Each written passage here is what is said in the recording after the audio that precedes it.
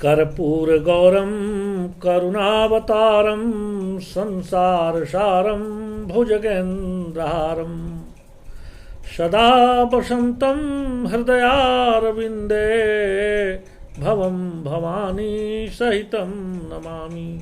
भवं भवानी सहितं नमामि। मेरे स्नेही छात्रों,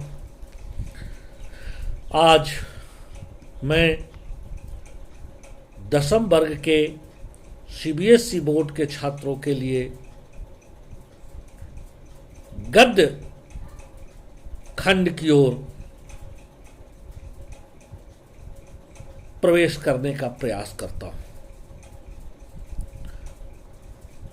अभी तक जो भी मेरा वीडियो था 10th क्लास के लिए, वो केवल पद भाग में था। अभी यह वीडियो में मैं गद्य की ओर चलता हूं। गद्य जिस शब्दार्थ युक्त भाषा का साधारण बातचीत में प्रयोग किया जाता है उसे ही गद्य कहते हैं, उसे ही गद्य कहा जाता है। गद्य 19वीं शताब्दी से भारतीय इतिहास में पुनरुत्थान युग आरंभ होता है। इस समय जीवन का विकास नए रूपों में हो रहा था। पाश्चात्य साहित्य के संपर्क में हमारे ज्ञान क्षेत्र का विस्तार होने लगा था। साहित्य, शिक्षा, दर्शन तथा ज्ञान विज्ञान के अनेक रूपों का हमारे जीवन में समावेश हुआ, जिसकी अभिव्यक्ति पद के द्वारा संभव न थी। सामाजिक एवं आर्थिक सुधार, सांस्कृतिक दृष्टिकोण में परिवर्तन और राजनीतिक आंदोलन के रूप में जीवन के अनेकानेक क्षेत्र में नई चेतना उत्पन्न हो रही थी।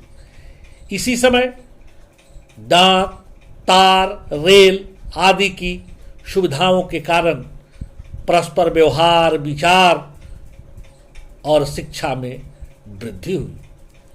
इसी बढ़ती हुई चेतना की अभिव्यक्ति के लिए साहित्य के उपयुक्त माध्यम के रूप में हिंदी गद्य साहित्य का विकास हुआ। 19वीं शताब्दी में ईसाई मिशनरियों ने खरी बोली गद्य का प्रचार साहित्य प्रकाशित किया। सन 1803 ईस्वी में कलकत्ते में फोर्ट विलियम कॉलेज की स्थापना हुई। लल्लूलाल एवं सदल मिश्र ने इसी कॉलेज में भाषा मुंशी के पद पर रहते हुए खरी बोली गद्य में प्रेम सागर एवं नासिकेतोपाख्यान, शायद नासिकेतोपाख्यान आदि पुस्तकें लिखी।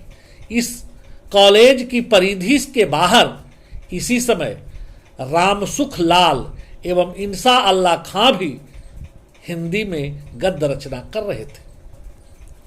19वीं सदी के उत्तरार्ध में स्कूलों की आवश्यकताओं के अनुरूप राजा शिव प्रसाद सितारे हिंद ने कई किताबें लिखी।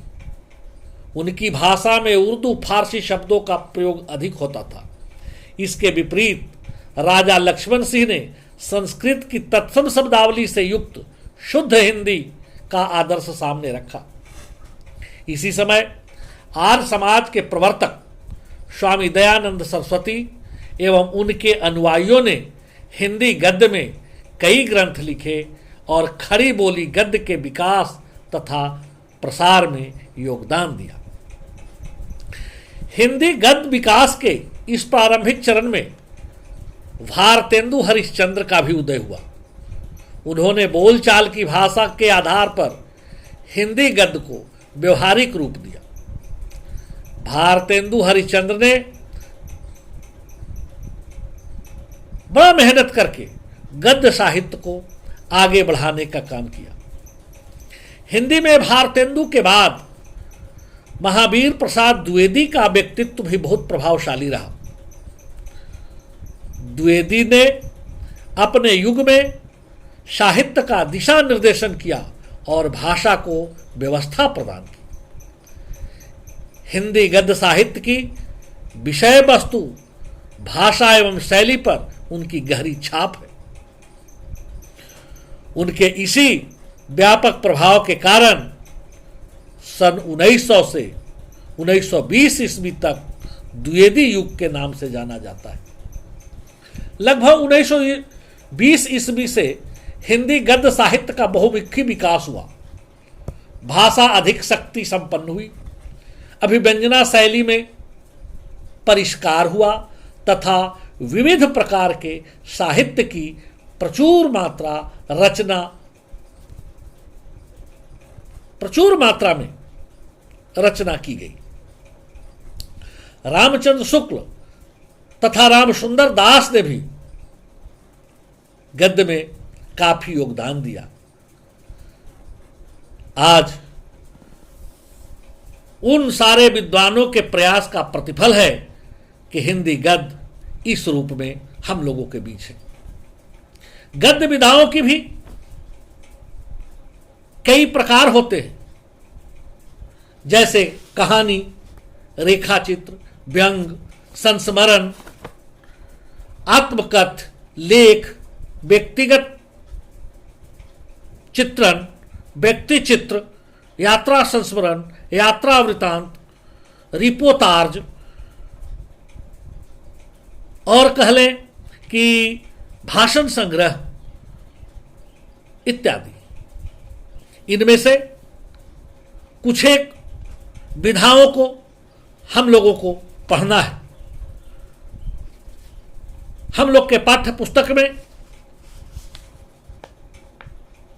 नेताजी का चश्मा, बाल गोविंद भगत, लखनवी अंदाज, मानवीय करुणा के दिव्य चमक, एक कहानी, यह भी, स्त्री शिक्षा के विरोधी कुतर्कों का खंडन, नौबत खाने में इबादत, संस्कृति इत्यादि अनेक गद्य साहित्य के विधाओं को पढ़ना है।